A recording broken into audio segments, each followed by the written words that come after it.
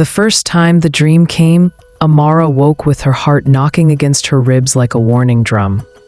The air in her room was heavy, thick enough to taste, and the echo of her name still trembled in her ears.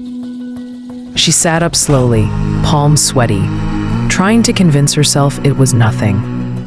Just stress, just exhaustion, just life pressing too hard on her chest again. But a small part of her, buried deep beneath layers of logic, knew the dream felt too real.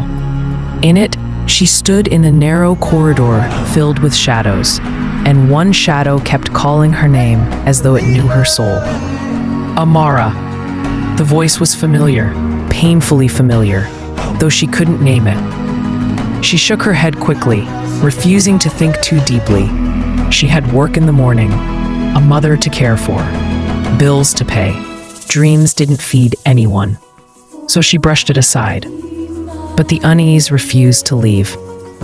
The second dream came 3 nights later, sharper than a blade slicing through calm water. This time, she saw faces she recognized from her village. People she hadn't seen in years. Some were alive, some long dead, but all stared at her in silence. She tried to speak, to call out to them, but her voice never formed. Only the shadow spoke. "You're not listening," it whispered, its tone both pleading and warning. When Amara jolted awake, sweat drenched her neck and a strange coldness clung to her spine. Her mother, Mama Nkechi, noticed her unease at breakfast. "Your eyes are heavy," she said. "You're not sleeping well." Amara forced a smile. "Bad dreams, nothing more." Mama stared at her knowingly, as if the ancestors were whispering something only elders could hear. "Dreams repeat themselves for a reason," she said. But Amara wasn't ready for that conversation. Not yet. By the 4th dream, fear had begun to settle into her bones like harmattan dust. The corridor was the same, but the faces came closer now, clearer, as if they wanted to show her something she refused to see. One voice stood out that night, her late grandmother's voice, Nuang. "Pay attention." Her grandmother's wrinkled hand reached for her. But before Amara could touch it, the familiar shadow stepped between them. "She's not ready," it murmured. When she woke, she felt tears drying on her cheeks. She didn't even remember crying. Later that evening, she confided in her closest friend, Tunde, while they sat on the balcony, the Lagos traffic roaring below. "It's probably stress," he said, trying to soothe her. But the tightening in her chest didn't loosen. She felt watched, observed, as if the dreams were following her into daylight. The night it changed completely. Thunder rumbled across the sky like an impatient giant. Amara fell asleep reluctantly, praying the dream would skip a night. But it didn't. This time, the corridor opened into a room she had never seen before. A room with red earth floors and walls lined with old family photographs. But something was wrong. Half the faces were scratched out. "Who did this?" she whispered. The shadow stepped forward, closer than ever before, almost touching her. "You already know," it said, its voice cold enough to split her breath. Behind it, her grandmother tried to speak, but her mouth wouldn't move. Amara woke screaming. She sat upright, breathing hard, and noticed something that made her blood freeze. Her bedroom window was open. She never slept with it open. Never. And the night breeze carried a faint whisper that sounded exactly like her name. The next morning, Amara visited her grandmother's abandoned house in the village. She hadn't been there in years, but something inside her pulled her there like a magnetic rope. The compound was quiet, too quiet, as though the earth itself was holding its breath. She walked into the main room and stopped dead in her tracks. Her grandmother's old photographs hung on the walls, just like the ones in her dream. But something else stole her breath. On one photograph, her grandmother's eyes were scratched out. Amara stumbled back, fear prickling her skin like needles. "This wasn't here before," she muttered. Mama Nkechi, who had quietly followed her in, sighed deeply. "Your grandmother warned us this day would come," she said. "Some things run in blood." Amara felt her heart drop. She wanted explanations. Clear ones, simple ones. But Mama only shook her head. "You must see what wants to be seen." That night, Mama Nkechi lit a small oil lamp and placed it between them. "Tell me everything," she said. Amara tried to narrate the dreams, but her voice trembled with each detail. When she reached the part about the shadow, Mama closed her eyes tightly. "Your grandmother had the same dreams," she said quietly, "before your uncle disappeared." A cold silence swallowed the room. Amara had heard rumors about her uncle, how he vanished without a trace when she was a child. Some said he traveled abroad, others said he ran away. But Mama always avoided the topic. "What do these dreams have to do with him?" Amara demanded. Mama hesitated, then whispered, "He was seeing things too, and he ignored them." Amara's stomach nodded painfully. It felt like her life was unraveling thread by thread, and for the first time, she wondered if the dreams were not just warnings, but invitations. The next dream hit her like a storm. This time, the corridor was gone. Instead, she found herself standing by a stream she knew well. The one behind her grandmother's house. Fireflies hovered above the water, glowing like small spirits. Then she heard footsteps behind her. She turned. The shadow stood there, but now it had shape, human shape. Broad shoulders, familiar posture. "Who are you?" she whispered, voice shaking. It stepped closer, and for a moment, the moonlight revealed something terrifying. A half-visible face she recognized from old family photos. "Uncle," she whispered. The figure didn't answer. Instead, he pointed toward the water. She looked into the stream and saw something she wasn't prepared for. Herself, standing in a room filled with secrets.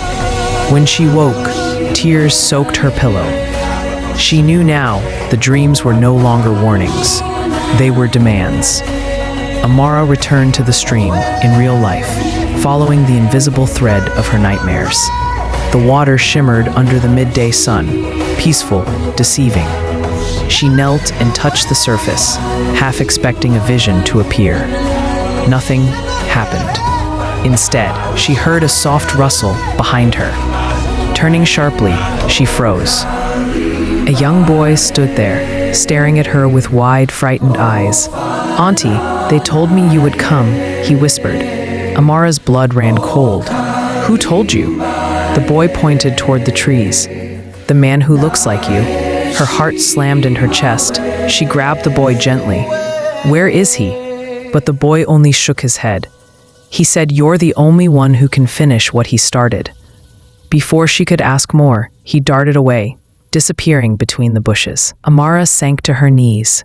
Everything was becoming too real, too intertwined with her family's buried history. That evening, Amara confronted her mother with trembling hands. What did Uncle Chibuike do? What did he leave unfinished? Mama Nkechi stared into the crackling fire, her eyes reflecting both fear and sorrow. "Your uncle was chosen," she said, "by the ancestral guardians, but he refused the calling." Amara swallowed hard. "What calling?" Mama leaned closer. "Our family has a gift and a curse. We dream of danger before it happens, but your uncle ran from it. And running from destiny has a price." Amara's head spun. "So the dreams, they're not nightmares?" Mama shook her head. "They're instructions." Amara felt as if the room had tilted. She didn't want this. She wanted an ordinary life, a normal mind, no shadows calling her name. But destiny didn't ask for permission. The next dream was different, calmer, yet more haunting. She found herself back in the mysterious room with red earth floors. This time, her grandmother stood before her, lips moving, voice clear. "Amara, my child, you've run long enough. Amara fell to her knees. What do they want from me? Her grandmother touched her cheek, her hand warm and real. To save what is falling apart. She pointed toward a locked wooden chest in the corner. Open it. Amara hesitated. What's inside? A truth, her grandmother replied. The shadow, her uncle, appeared beside them. It's your turn, he whispered. Amara reached for the chest, but just as her fingers touched it, she woke abruptly. Her room felt different, charged, thick, with unseen presence. And there, sitting at the foot of her bed, was the same wooden chest from the dream. Amara gasped, scrambling back until her spine hit the wall. The chest was real, solid, a piece of her dream brought into waking life. Her hands trembled as she reached out to touch it. The wood was cold, almost unnaturally so. Mama rushed in seconds later, breathless. You saw it too? She whispered. Amara nodded slowly. What is this? Mama bit her lip. It appeared the day your uncle vanished. She knelt beside it. We locked it away because the elders said it wasn't time. Amara stared at the intricate carvings on the lid, symbols she didn't recognize, but somehow understood. I have to open it, she said. Mama grabbed her wrist. Once opened, nothing stays the same. Amara pulled away gently. Nothing is the same already. With a deep breath, she lifted the lid.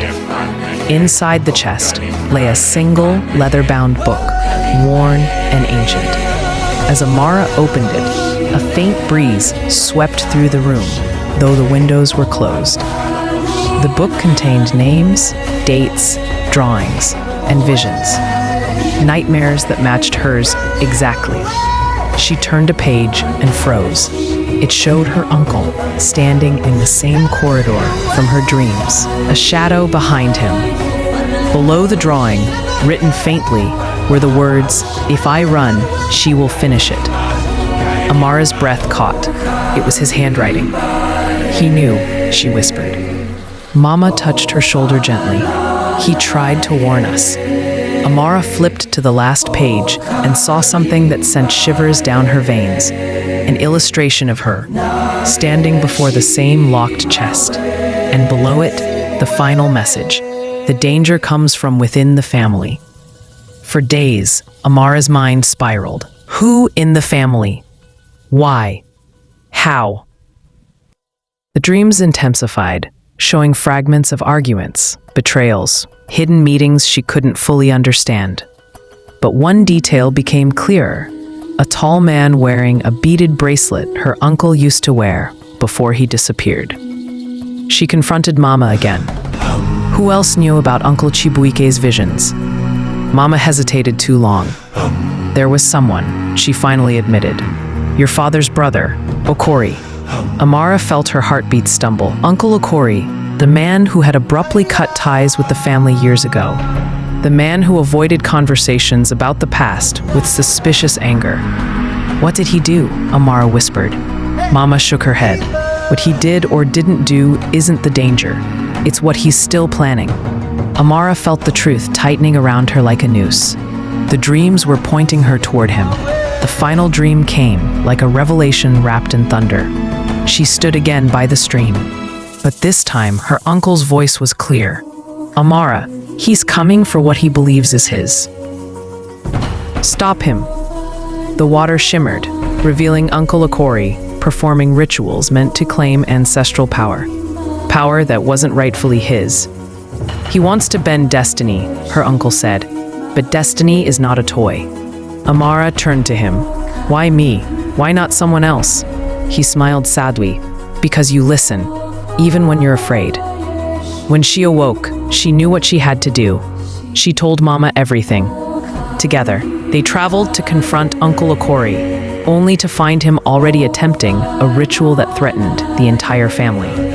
Amara stepped forward, heart pounding, and spoke the words from the ancient book. The ground trembled, the ritual broke, and Uncle Okori collapsed, powerless. In the weeks that followed, Amara felt lighter, as if the dreams had finally released their grip. She returned to the stream one quiet evening. breathing in the peace she had long forgotten.